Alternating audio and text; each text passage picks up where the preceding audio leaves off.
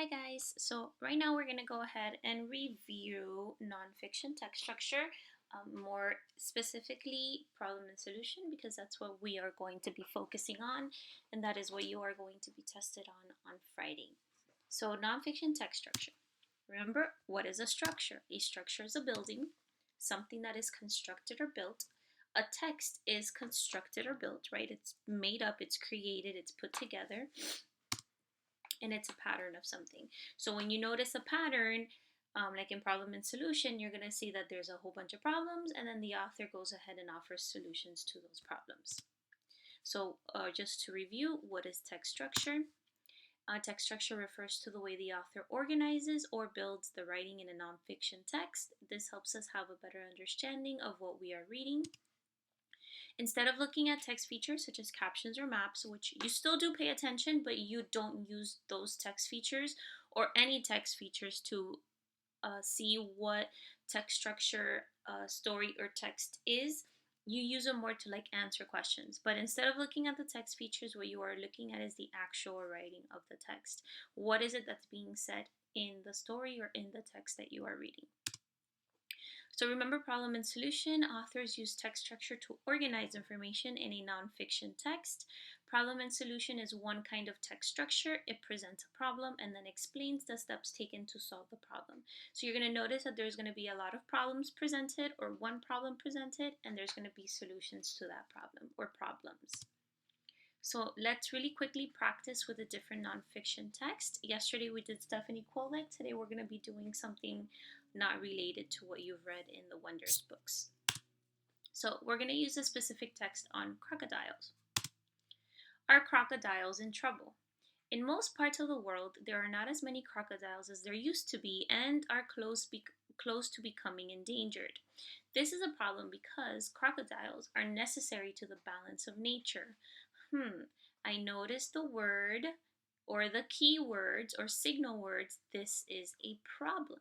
So even though it's telling me this is a problem, right away, just by using the title, are crocodiles in trouble? When somebody is in trouble, there may be a problem, right? They're facing some kind of challenge.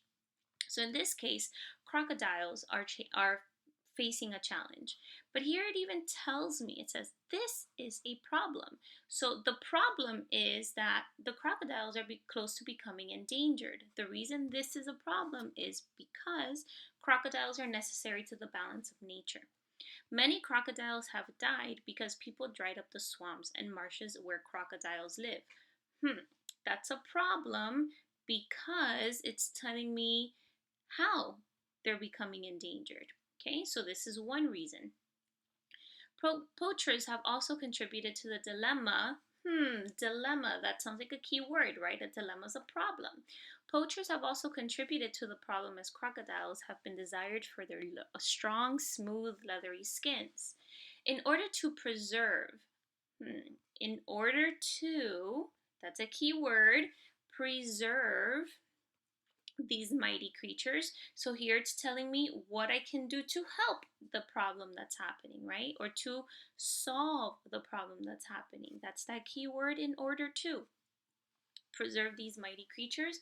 People must take care of crocodiles' environment and help put a stop to the needless shooting of these animals. So I have a problem here, right? My problem is that because I have poachers, because I have people draining or drying up the swamps and marshes where these crocodiles live, there's a problem happening because of that. And that problem is that these crocodiles are becoming endangered, right? And that's going to create a bigger problem because these crocodiles are necessary to the balance of nature. What can we do to solve, or what solution does the author of this text give to us, present to us? So our solution would be that we can go ahead and take care of the environment where the crocodiles live, and we can go ahead and put a stop to poachers. And that could be, how could, one of the questions you ask yourself, what's another way that that problem could be solved? Well, we can go ahead and, make it illegal, which I believe it is, to poach these animals. We can fine or charge poachers if they're caught hunting these animals, or they could even get jail time, which again, I believe that those are one of the actual solutions that's been put in place. But just to go ahead and give you an idea, so here it kind of tells us there's a problem. Crocodiles are becoming endangered, and it's a problem because we need them to balance our ecosystem, right?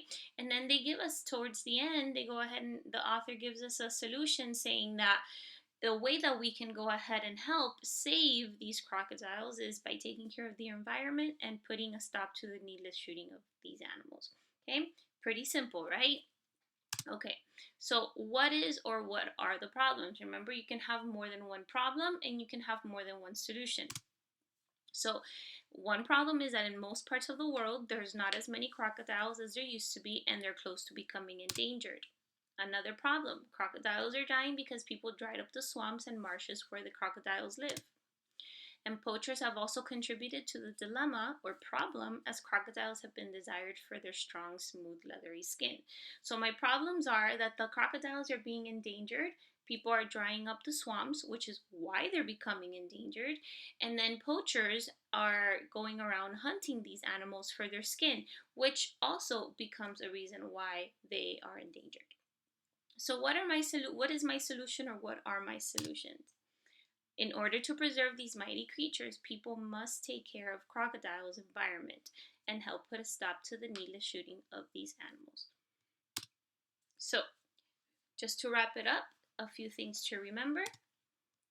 You're going to ask yourself, what is the problem in this story? What challenge does the main character face?